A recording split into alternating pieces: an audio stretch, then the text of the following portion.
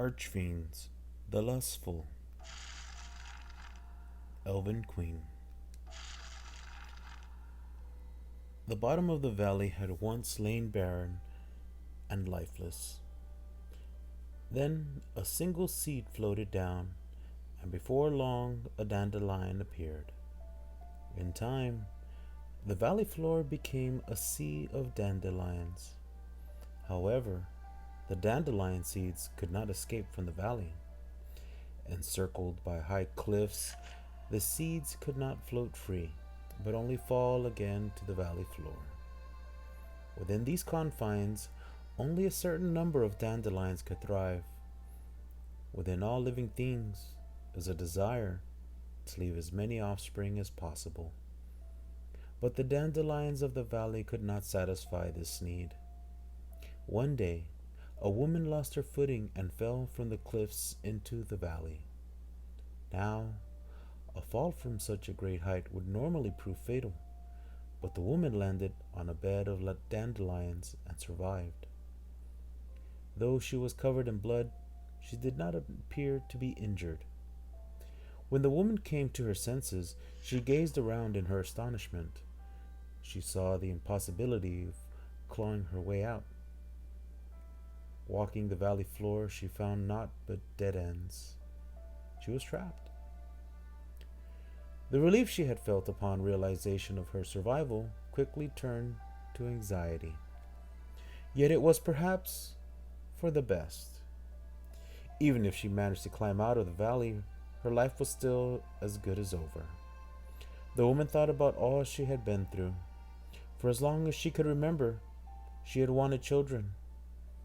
But her hopes had gone unanswered, and the years had gone by without her ever becoming a mother. Upon seeing a woman with children, she seethed with envy.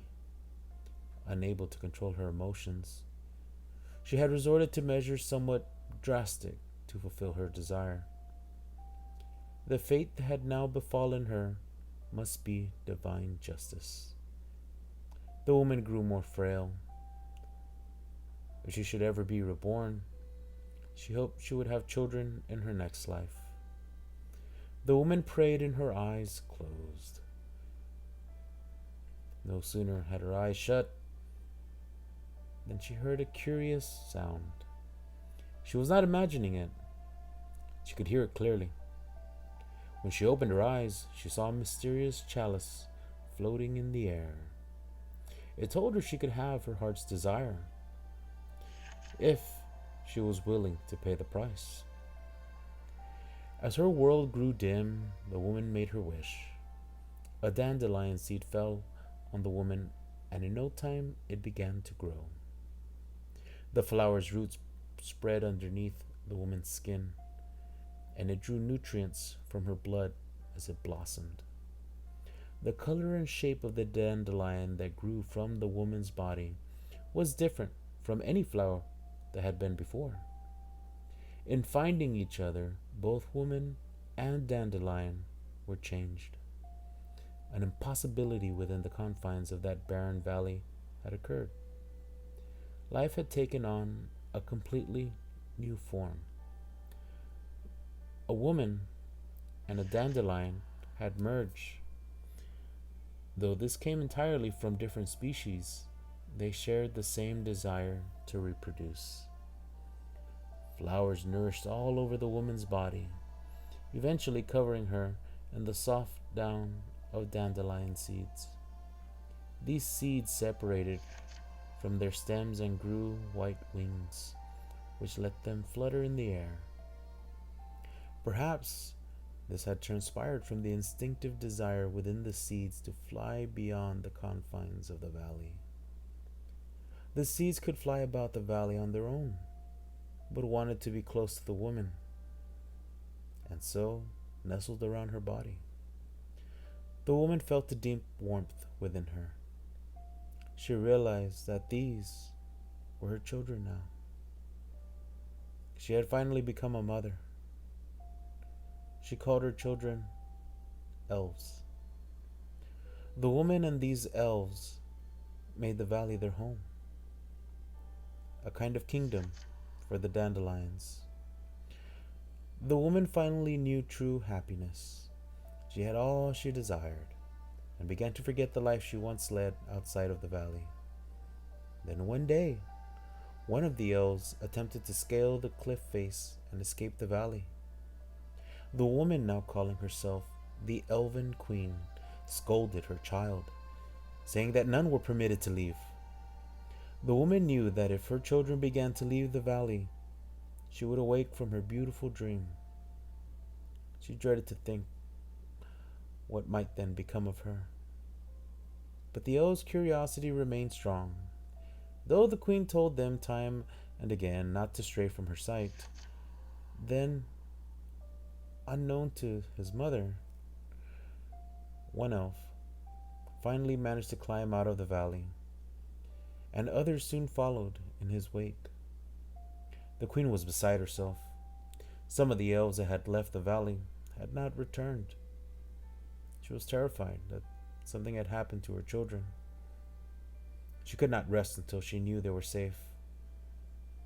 But she was aware that leaving the valley was dangerous. She could not tell what had happened if she ventured back into the outside world. Conflicting emotions raged within the woman. In the end, her maternal instinct won out. She had decided she must leave the valley. She gathered all of her children and carried them on her back. Forming a giant pair of wings, she flew out of the valley. As she flew through the air, she saw the familiar sight of the city where she had been born and raised. She had forgotten, or rather, she tried to forget. But now the memories rushed back to her. She remembered how she had been pursued, how she had been trapped, and then how she had lost her footing and fallen into the valley. Everyone must have thought that she had died. No doubt they had all been glad to see the back of her, for she had been a notorious kidnapper. Now, the woman returned to the city of her birth. She couldn't hold it any longer. Her very blood called out. There was no denying it. There was something special about human children. She still longed for one, deep down. This dark desire overwhelmed her as she began to search for children once again. In the old days, she considered this as natural as breathing. She had always been alert, always looking. She felt a tug of desire whenever she saw a child. If only he or she was her own. And then, if she judged them worthy, she would take the child and treat it as her own. How many times has she had done this?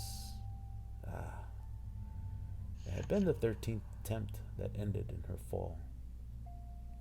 As she saw the child before her, she made up her mind.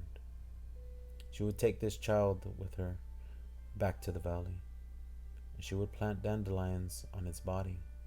That way, a whole new type of elf would surely be born.